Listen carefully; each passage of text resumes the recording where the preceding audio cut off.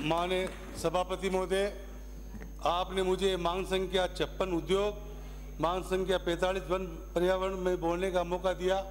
इसके लिए आपका, हमारा नेता प्रतिपक्ष जी का और हमारे मुख्य सचेतक जी का धन्यवाद देना चाहता हूं। मैं अपनी बात शुरू करने से पहले एक शेर बोलना चाहता हूं। वजन का बोल है, लफ्ज़ अजान बसता है, हमारी रूह में हिंदुस्तान बसता है। गंगा जमुना तहजीब की नगरी मकड़ा, जिसके मार्बल और भाईचारे को दुनिया सलाम करती है। यहाँ के 30,000 कारीगर एक मंदिर और शिखर, सिंहासन, कलश व मूर्ति मुस्लिम कारीगर काम करते हैं। वहीं दूसरी मस्जिदों के मीनार हिंदू कारीगर काम करने नजर आते हैं। वो गंगा जमुनी तहजीब है तो खाली मकड़ा है विधानसभा राजस्थान के अंदर। सदियों से मकड़ा मार्बल अपनी खूबसूरती के लिए विशेष प्रसिद्ध है। मकड़ा मार्बल से बना 7वां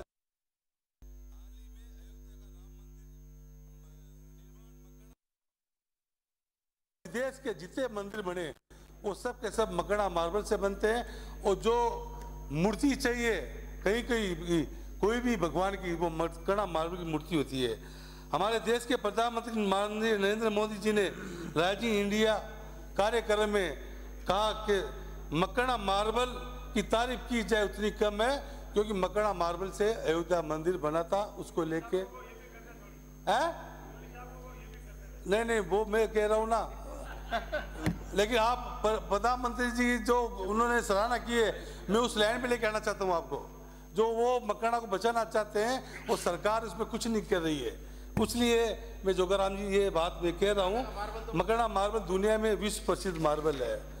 बड़े दुर्भाग्य की बात है कि राजस्थान के अंदर सबसे बड़ा माइनिंग का काम है। 7,500 करोड़ का इनकम है, लेकिन विधानसभा के अंदर डिमांड के अंदर माइनिंग का सब्जेक्ट नहीं लेते हैं। पिछली साल नहीं लिया, अभी भी नहीं लिया। तो मैं माननीय उद्योग मंत्री से कहना चाहता हूं, हमारा मकड़ा माइनिंग से उद्योग, माइनिंग है, मार्बल काम है तो उद्योग है, वरना वहाँ उद्योग का कोई मतलब नहीं है। तो मैं आपके माध्यम से खनिज विभाग को जो मेरी डिमांड है, मांग है, आप वहाँ तक पहुँचाए। सबसे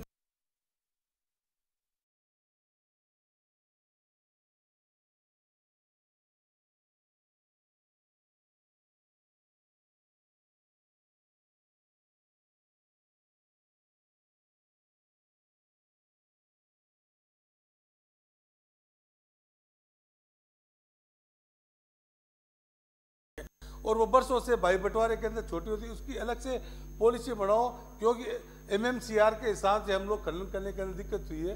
बड़ी मांग तो ये है।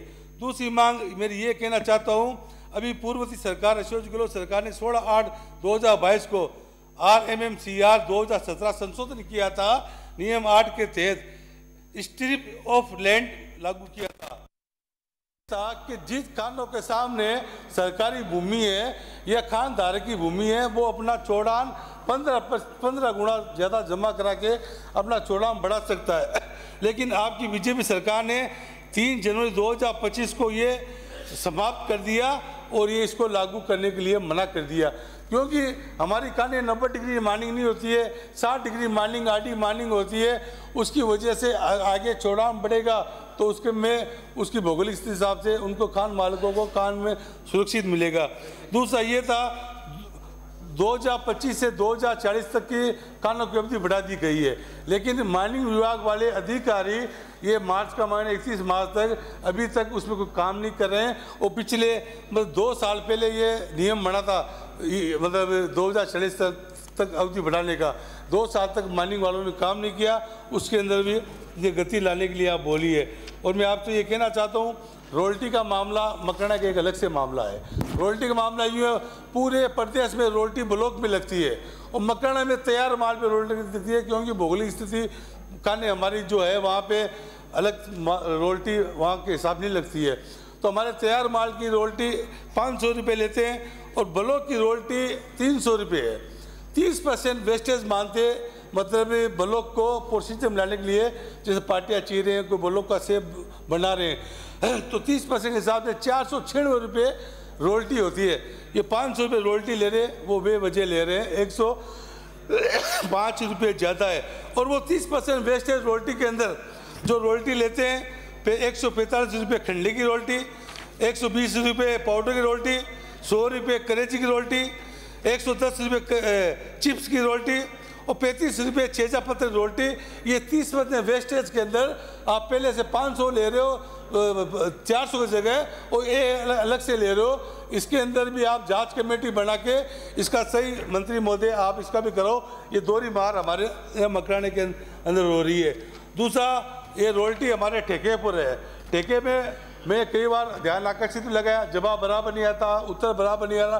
एक ट्रक के ऊपर 1 टन का फर्क रोल्टी के अंदर आ रहा है। 1 टन का फर्क आता है ना, तो 1 टन के अंदर 600 रुपये 500 रुपये वो लेता है। वो तो खाली रोल्टी वाला 500 ले रहा है, लेकिन जो माल जाता है, जैसे बेंगलोर गया, बॉम्बे गया, उसको 1 ट्रक का ट्रक किराया ज़्यादा लगता है। वो माल वहाँ तोलता है तो वहाँ 1 टन वजन कम आता है, उसको लेके ट्रक वाले के और उसके विवाद होता है। तो ये इसका भी वो कम करे, पैकिंग में भी वो उसको कम किया जाए। और मैं भी उद्योग में भी आऊँगा आपके पास में।